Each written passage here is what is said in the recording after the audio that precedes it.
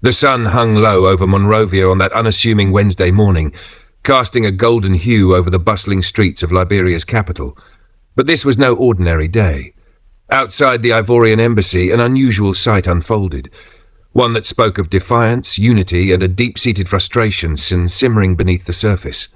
Dozens of young Liberians, students with fire in their eyes, activists with voices ready to rise, and ordinary citizens with hearts heavy with concern, gathered not to protest their own government, but to stand in unwavering solidarity with a leader from another land, Captain Ibrahim Traoré of Burkina Faso. The air buzzed with tension as placards swayed above the crowd, their bold messages stark against the morning light. "Hands off Burkina Faso," one read. "Africa's sovereignty is not for sale," declared another. Chants rolled through the assembly like thunder, a rhythmic call for justice that echoed through the city's veins.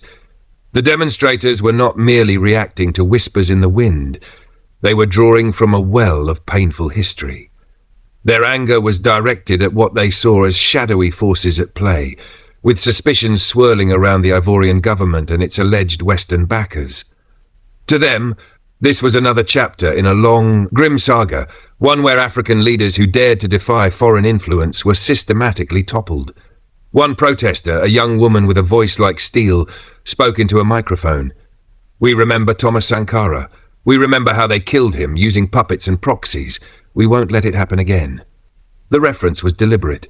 Sankara, Burkina Faso's revolutionary icon, had been assassinated in a coup decades ago, a plot many believe was orchestrated with foreign hands pulling the strings. Now, with Captain Traoré pushing for economic independence and national sovereignty, the parallels were too chilling to ignore. Marcus Nabo, a fiery youth activist known for his unshakable resolve, stepped forward to address the crowd and the press. His words were measured but carried the weight of generations. "Liberia's struggles are not ours alone," he declared, his gaze steady. "Our poverty, our suffering, it's all connected. If they can break Burkina Faso today, who's to say they won't come for us tomorrow?" The protesters had tried to do things the right way. They had submitted their request for a legal demonstration to the Ministry of Justice. Silence was their only reply. Undeterred, they marched anyway. When police barricaded their path to other embassies, they stood firm. No violence, no chaos, just an unbreakable wall of resolve. Though their bodies were blocked, their voices could not be contained. Social media erupted with footage of the protest, spreading like wildfire across the continent. Hashtags trended, debates ignited, the world was watching. For these young Liberians, this was more than a protest. It was a warning, a battle cry, a declaration that Africa's future would not be dictated by foreign interests. And as the crowd dispersed, their chants lingering in the humid air, one thing was clear. Don't forget to like, share, and subscribe to stay connected with the stories that shape Africa. Your engagement ensures these voices are heard. Welcome to the Black Post community, where truth meets action.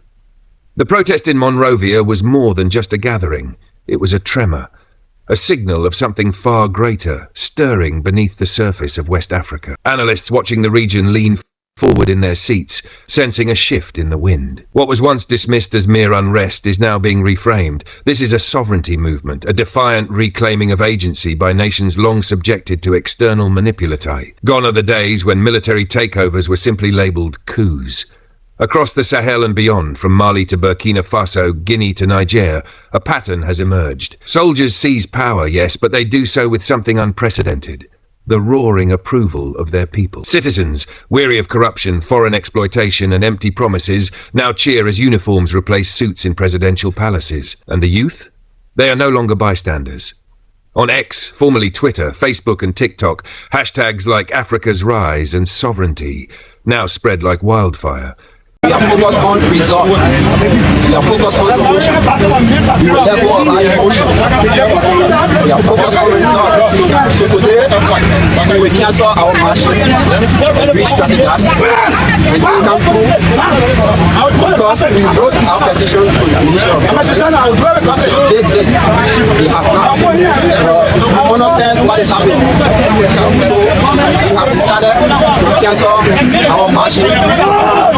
We will announce new date of the protest. So say thank you, and we want to appreciate all of the Americans and non-revolutionaries who came out to march in solidarity with Ibrahim Traoré. So we really want to appreciate everyone. Thank you. Clips of the Liberian protesters, faces alight with determination, were met with an outpouring of admiration. "This is true Pan-Africanism," one user exclaimed. "We stand with Burkina Faso," wrote another. The digital streets were alive with solidarity, a chorus of voices declaring enough is enough. Yet while the streets and social media burned with passion, the halls of power remained eerily quiet. Liberia's government? Muted. No statements, no acknowledgements, just a heavy, deliberate silence. The Ivorian embassy? Doors closed, lips sealed. No comment to the press, no rebuttals. The US embassy? Unmoved, despite being indirectly called out by protesters accusing Western powers of meddling. The quiet was deafening. Some whispered that it was the calm before a storm. Behind closed doors, alliances tremble. The traditional power structures, built on decades of Western influence, are fracturing. Anti-colonial sentiment, once a murmur, is now a roar. Military governments, once ostracized, are gaining legitimacy in the eyes of their people. And if this wave of defiance is met with force rather than dialogue, analysts warn of explosive consequences, wider protests, political ruptures, perhaps even a full reordering of regional alliances. But there's another, more hopeful reading. This is the birth of a new Africa. One where the youth, armed with smartphones and unshakable conviction, are rewriting the rules. Where sovereignty isn't just a political term, but a battle cry. Where leaders answer to their people, not foreign capitals. Rising questions, revolution or rupture? So what does Monrovia's protest truly signify? Is this the spark of a Pan-African renaissance, led by a generation that refuses to accept the old order? Or is it a warning, a sign that tensions are reaching a boiling point? Do you believe this movement can redefine power in Africa? Or are we witnessing the first cracks in a fragile system? Drop your thoughts in the comments. Let's debate, discuss, and dissect the future of the Sahel and beyond.